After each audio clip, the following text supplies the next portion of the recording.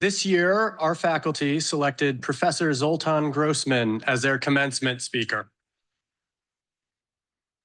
Zoltán has been an Evergreen faculty member for 20 years in geography and Native American Indigenous studies, focusing on the intersection of ethnic nationhood, natural resources, and militarism. Zoltán is a respected scholar and author or co-author of numerous scholarly and public-facing works. But what sets him apart is the fact that his programs, in them, he pushes his students to put their scholarship into action. Whether it is providing research to support the Puyallup tribe on changing the name of Mount Rainier to the Hidden Histories tour of downtown Olympia. I encourage you to check it out online. It's cool. At a time when the isolation of a pandemic's repercussions, social media, and politics driven by anti-immigration, isolationist rhetoric can make us feel divided, Zoltán's work reminds us that sharing place can create unlikely alliances. In fact, Zoltán points out that while it's easy to divide people in national politics, it is locally in confronting the issues directly in front of us, from polluted watersheds to unfair labor practices to meaningful public education, that we all are reminded that despite and in celebration of our differences, we all share a common humanity. His constant work around allyship and his insistence on centering all of our humanity makes him not just a force, but a compassionate and inspiring teacher to many of you.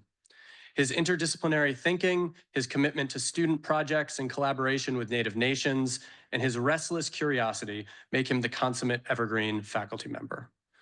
Please join me in welcoming Professor Zoltán Grossman.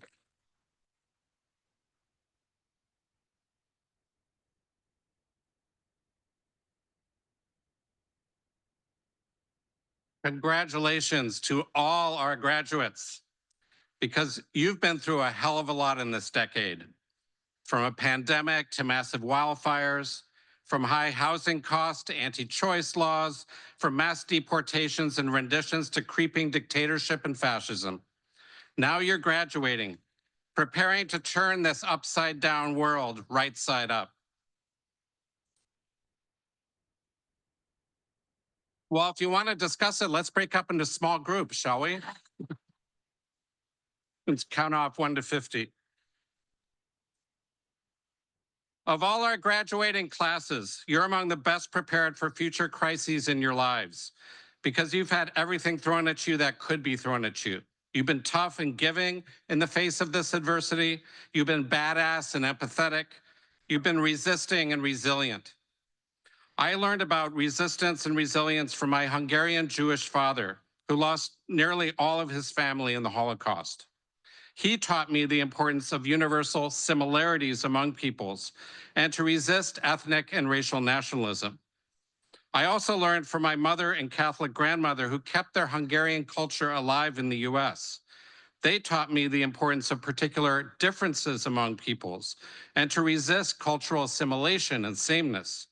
All my life, I've tried to reconcile these teachings from both sides of my immigrant family to seek how to honor unity and diversity at the same time. We're constantly told that diversity stands in the way of national unity, whether for or against our oligarch rulers. But we need both wings to fly and can recognize that, as Angela Davis recently told us, quote, differences can be the glue for our connection, unquote.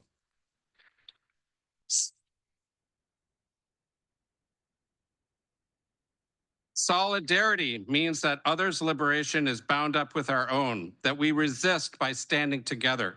It's not enough to defend ourselves within our own community because no one can do it alone. I've turned that principle of solidarity into my life's work, together with my wife, Debbie, to build unlikely alliances between Native peoples and those white neighbors such as farmers, ranchers, and fishers, who once opposed treaty rights to harvest fish, but joined with the tribes to protect the same fish from mining and fossil fuel companies. By showing how treaties protect the land and water for everyone, tribes have lured some rural whites away from racist right-wing populism toward a cross-cultural anti-corporate populism. At Evergreen, we can braid together diversity or an understanding of stolen ground with the unity of building common ground.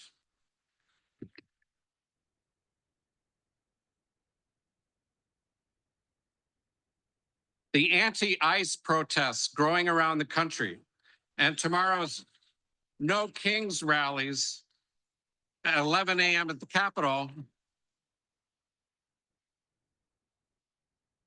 are part of a long, proud tradition of people power alliances from below. And that's just in the US. Pro-democracy movements abroad face repression that's far worse than anything here, yet have persisted against overwhelming odds. My family experience with genocide causes me to stand with the people facing the worst horrors imaginable, including ethnic erasure and the starvation or slaughter of their kids in Ukraine, Sudan, Congo, and using our weapons in Palestine.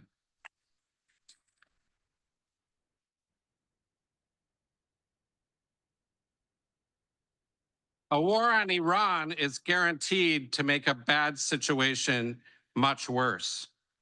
Stop the wars at home and abroad.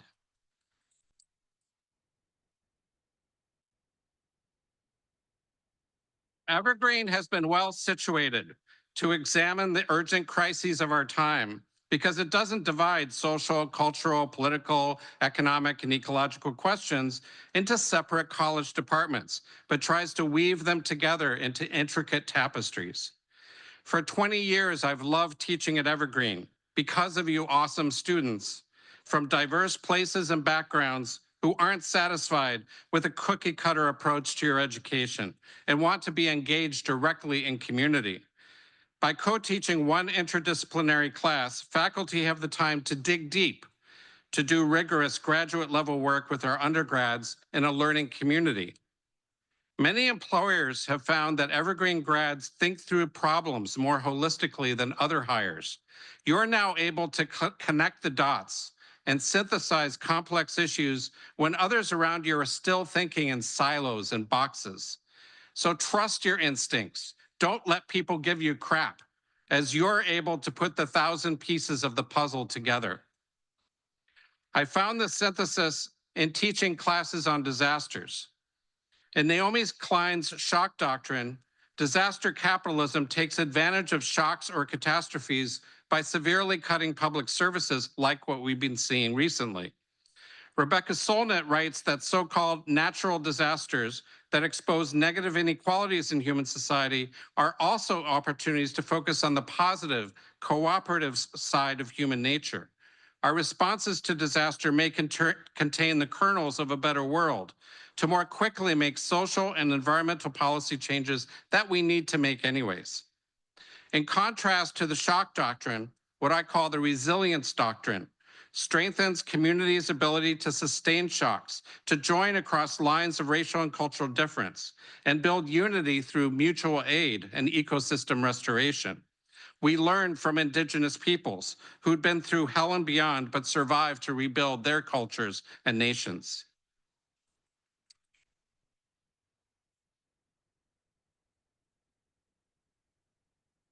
Evergreen has served as an ideal place to study these deeply intersecting topics. It's not simply an institution of the past, a hippie school from the 1960s, devoted only to critique and deconstruction, but is on the cutting edge of looking ahead to the 2060s to construct a more just, flexible, and resilient future.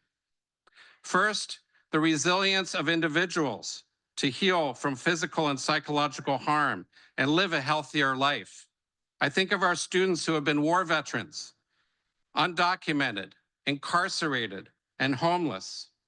I also recall the Stonewall Youth bouquet, paper bouquet I keep in my office, with paper flowers made from pages of anti-gay books, sold to raise funds for queer and trans youth wellness programs.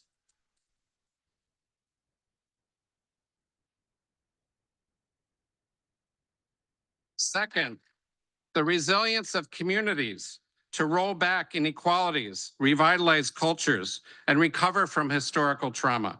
as shown by native language programs and the annual tribal canoe journeys that immerse youth in their culture to decolonize and indigenize their lives. Third, the resilience of the planet to reverse toxic and climate crises and regenerate food systems and natural networks that benefit everyone. We've studied salmon habitat restoration along the Nisqually River and dam removals from the Elwha, Klamath, and Deschutes rivers. This is a momentous time we're living in, of great collective power, with millions marching in the streets, when mountains can be moved, either on top of us or by us. Our goal should not be merely to return to normal, because normality is what created this mess in the first place. We stand at a crossroads where we really can see a stark choice between social transformation and barbarism. The barbarism we're seeing now may be the last rampage of the dinosaurs, as they see the comet approaching that will wipe out their control of the earth. That comet is you. A generation that's more racially and gender diverse and more open to peace, social justice, and environmental protection. The present really sucks. But because of you and your values, the future looks brighter. As Lauryn Hill once sang, what is meant to be will be. After winter must come spring. Thank you.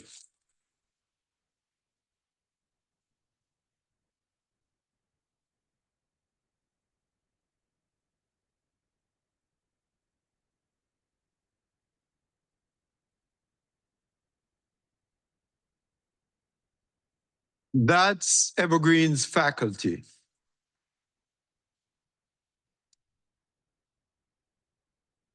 Thank you, Zoltán.